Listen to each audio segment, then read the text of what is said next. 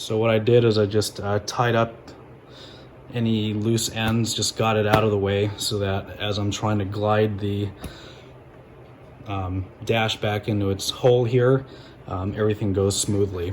So the two bolts at the bottom of the dash right here and one on the other side, I've backed them out and pulled the washer up to the head so that we can slide the dash brackets in. So while I've got the dash on the seat, on my jacket there, we're going to get the bolt lined up to this notch where my finger is.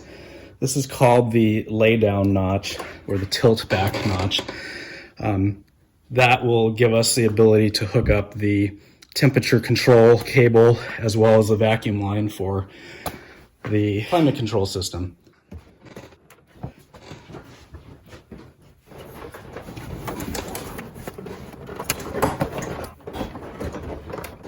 Got that side lined up. So now I'm going to try to get this side lined up. Probably won't see what's going on, but I'm just going to get that hooked in there while carefully observing the other side to make sure it doesn't pop out of the hook.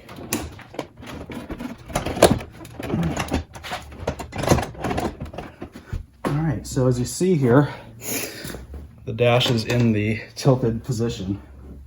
So with the dash tilted back, that gives us access to a bunch of plug-ins. So we've got these plug-ins here that we need to reconnect. It's the dash crossover harness, I think is what that's called. So plug those in.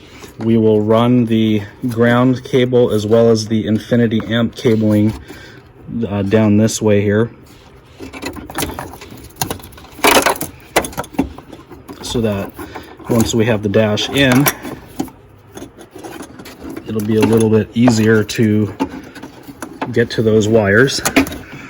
And as you can see right here, this is the wiring for the blower motor. You can elect to plug it in now or wait a minute, because you can access that through the glove box opening. Up here at the top of the dash is the blower motor resistor. Right there is the vacuum connector for the climate control. And right about there is the cable for the temperature knob on the climate control panel. Okay, so here's a difficult view for me to give you guys, but I got it for you. I want to plug in the connector, vacuum connector for the climate control panel.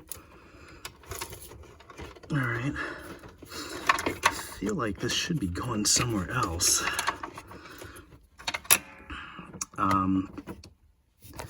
We have the temperature control cable for the climate control.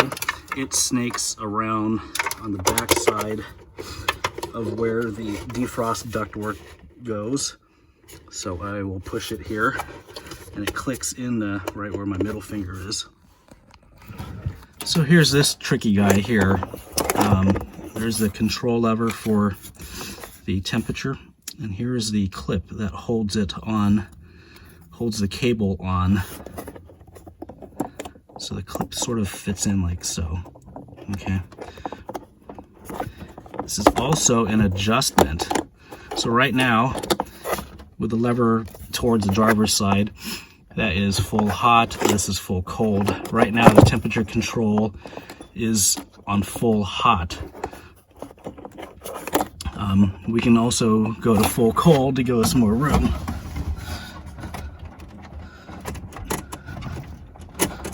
Alright, so we'll do that. So we'll just want to thread in the cable like so. So that's full cold. Now we'll run the control cable to full hot.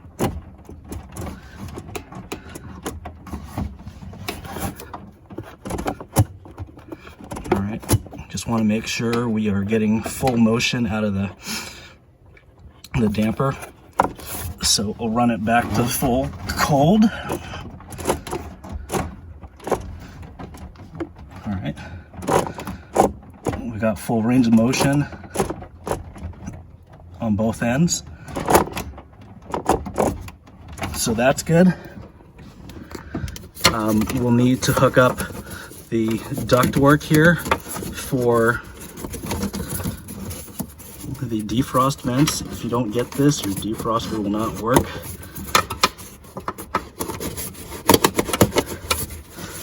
So it's just a matter of pushing it on like so.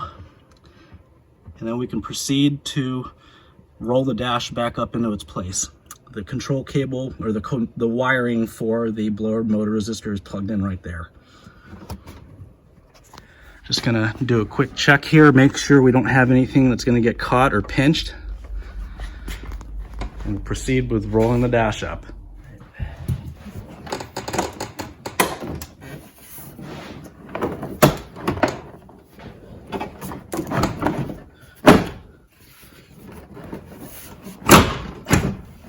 All right.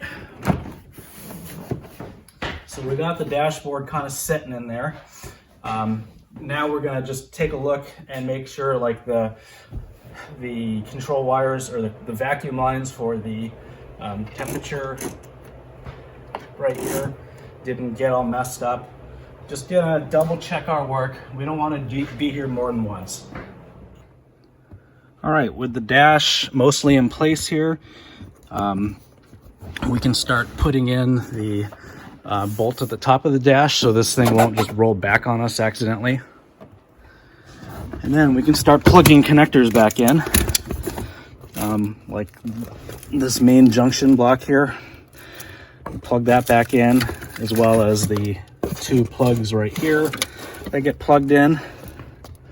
And if I can shine in the back here of the fuse box, the three connectors right there all have corresponding wires that plug into it. So just basically reverse what we did. So I got the two connectors there plugged in. I got the three connectors on the back of the fuse box plugged in. The plugs are color coded, so you can't mess that up.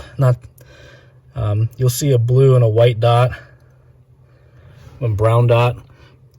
So anyway, there's color coatings on the back of the fuse box here, so you don't mess that up. Can't forget the brake pedal switch, so plug that in.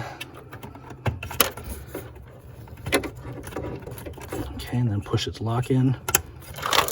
And then we got the airbag module here and the ground wire that we need to hook back up over here. And we'll just slowly work our way to the other side there, plug in the antenna, which I've already done, the amp wiring over there, as well as the ground. We can hook the parking brake lever release arm, I guess.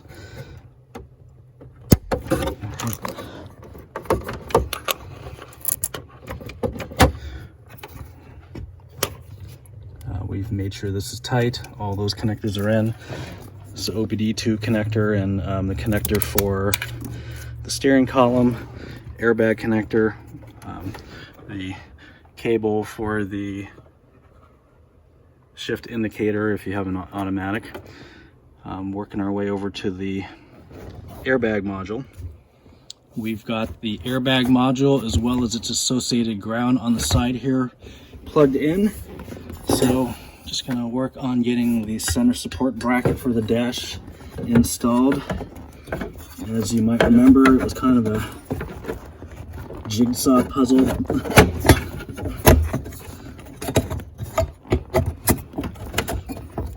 Okay, so we'll go ahead and put the bolt back here, tighten those up, and we'll move on to the passenger side.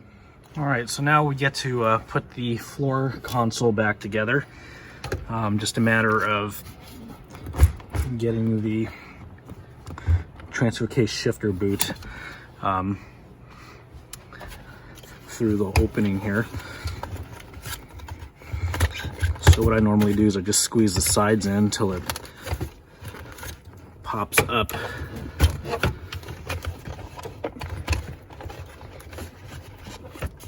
Through, as you can see. All right, so once we get the hole through, we'll clip the front end of the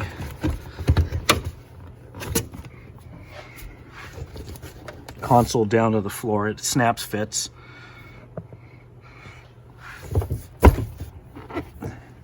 It snap fits, and then there's 2 of the 8mm bolts, long ones that go into place here. And then you can snap the boot back in correctly and put the coin holder here back in place. So we got the floor console in place. Now it's a matter of reconnecting everything that we disconnected earlier. So the radio antenna, that's plugged back in. The blower motor wiring, which on this truck just sat right here. So once you get the blower motor wiring and the antenna extension cable plugged back in, we work on the ground wiring here. It's 10mm, tighten that. And if you have the infinity amp, plug it in right here. Make sure you tighten the anchor bolt here for the dash panel. Tighten that, and we can snap fit the kick panel back into place. So to put the glove backs back together, I will usually take one of these hooks, the left one here in this case, and get it lined up with the pivot point right here. So get that lined up with the pivot point.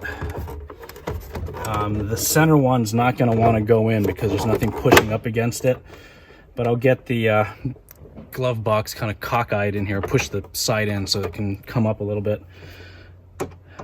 Take the screwdriver, push down pretty hard on it while trying to get the sides in. Run your middle finger down under the dash and see if it's hooked up or not. As you can see here, the hook's actually on the other side of that pivot point. So from here, just a matter of pushing the glove box door in and lifting up on this side so that that hook ends up on top of the pivot point. It's kind of tricky. Take the screwdriver out, and then boom, just like that. At this point, you can tighten that center screw down and put the belongings or contents back in the glove box. So we got the steering column to put in and its associated wiring, the little metal piece there for the bottom of the knee bolster, the hood release cable, the OBD2 port, etc. So to put this column back in, it's basically reverse of how we pulled it out. With the exception of the shift cable. I usually leave the shift cable for last as it's easier to deal with once the column is in the hole. So we'll line up the shaft here at the end of the column and plug it into the intermediate shaft there. So we've got you under the dash here with me. I just got the steering column slid into the intermediate shaft here. So I'm just gonna go ahead and run this bolt in, tighten her up.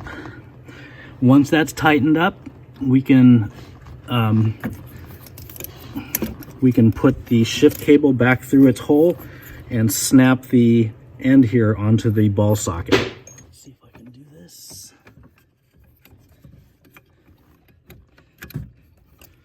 Okay. So I just need to get the other end snapped in, which you could just push on with your fingers until you hear the click. I'm shaking the connection just to make sure it is not going to pop off. Almost there. So now we just need to pull the steering column up under the dash here and secure it with the 4 10mm nuts. So with the 4 nuts back up holding the steering column in place, we can now just start assembling the rest of the wiring here, or reconnecting the rest of the wiring. Get those going, and we'll go from there.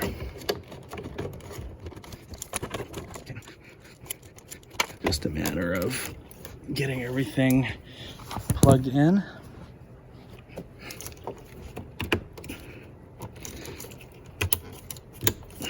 Click. All right, clock spring wire. Click. This gray connector that just goes on the side of the ignition switch.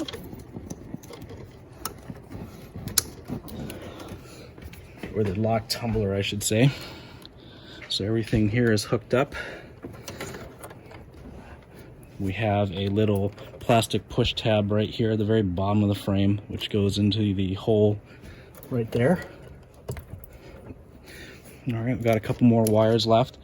The next thing we will talk about is the shift indicator.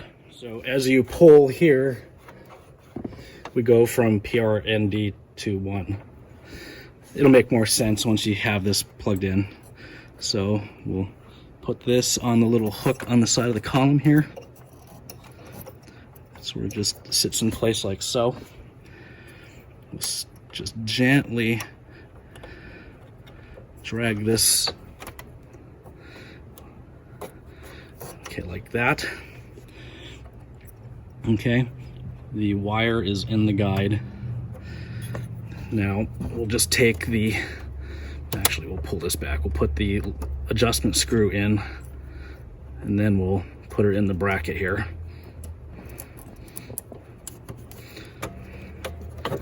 And then we'll screw the adjustment in. So while I'm screwing this in, we'll look at the cluster here and wait for the little shift indicator to show up. Okay, we got the indicator just in the view here for park. Okay, so we just want to get it into view like that when the vehicle's in park. We can fine tune this later. So once we get the vehicle back together, I'll take it out of gear, put it into neutral, just make sure this little orange indicator lines up as best as we can get it. That wheelie knob here is how you adjust that, you fine tune that.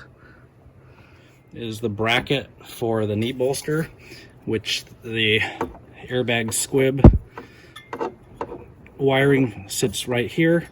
The overdrive sits in this hole, sits in that hole. The hood release gets bolted below. So we'll just go ahead and mount that in now.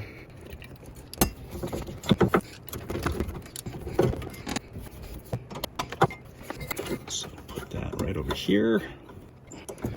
Okay, this guy gets put in right here. We'll plug the airbag wiring right here. Okay. Overdrive light, or overdrive switch, I should say, plugged in right here. OBD2 port, just barely see it here. Just gets snapped into place like so. And then finally, the hood release.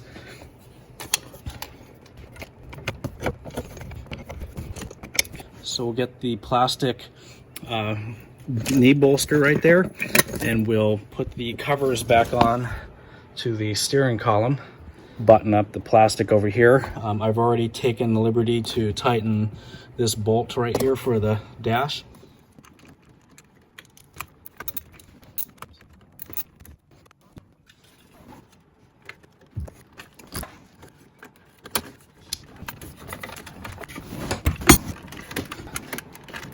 Okay, one of the silver torque screws goes in the bottom here.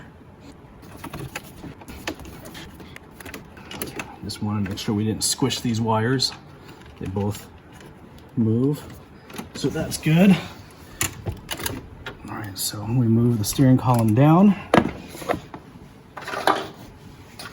to help facilitate the installation of the rest of the steering column shroud here. Pretty easy, that piece just sits there. This piece goes underneath it and snap fits into it enough to be able to get the screws in without too much drama. Got a black screw that goes in the forward hole right here. T20. We have another one on the opposite corner. Another black screw. So these go into plastic, you don't want to go too tight. Finally, one of these silver Torx screws goes right down the middle. Okay, so now we just have the knee bolster left to put on. Or actually, before I do that, I'm just gonna, let's go check the shift indicator here. So neutral's nice and centered. Neutral, sorry, that was reverse. Neutral is nice and centered. Drive, I got the lever pushed down all the way to its stop. And the orange is lined up. Same with 2, all the way to the bottom. 1, go back to park. The shift indicator looks pretty good here. So I'm gonna put the tilt lever back in and the knee bolster, as well as the 3 Phillips screws that hold the knee bolster on. Okay, so we've got the interior back together, steering columns back in. All the electrical connectors that we touched, we put back in. Battery is reconnected. Got the battery reconnected. So now we just need to top off the cooling system, which I've already gone ahead and done that. We'll top it off, call the air conditioning guy to come back over with his equipment and recharge the air conditioning system. And we will start it up, monitor the cooling system, fill that up with coolant to get it up to its normal fill level. As you can see here, it's full, slightly overfilled because we have a brand new heater core in. It's going to take some coolant to fill that and get the air out. So I'm going to go ahead and start the truck up and make sure the heat and all the heater controls work as you would expect them to. These are pretty simple systems. There's not really much of a burping procedure out there. Just top the radiator off, fill the reservoir up, slightly overfilled, and just monitor that for the next couple of days. Anyway, I hope this video helps. If you like the video and like this sort of content, please click the like button. And if you haven't already, subscribe to my channel so you can see more videos like this. Have a good day. See you next time.